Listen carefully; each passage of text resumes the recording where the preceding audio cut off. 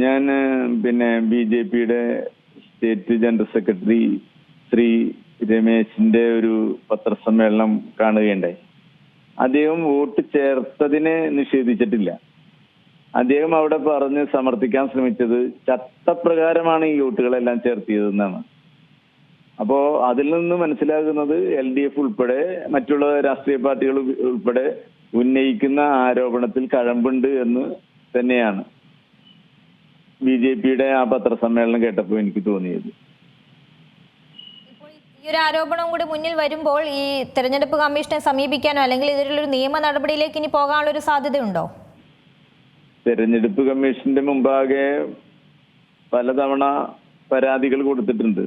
പക്ഷെ തെരഞ്ഞെടുപ്പ് കമ്മീഷൻ അതിനെ എല്ലാം ലഘൂകരിച്ച് കാണാണ്. അതാണ് നമ്മുടെ ഒരു ആശങ്ക. ഒരു ഭരണഘടനാനുസൃതമായി പ്രവർത്തിക്കുന്ന ഒരു സ്വതന്ത്ര ഏജൻസി എന്നുള്ള നിലയിൽ ജനങ്ങളുടെ ആശങ്ക അകറ്റേണ്ട ഉത്തരവാദിത്തമുണ്ട്.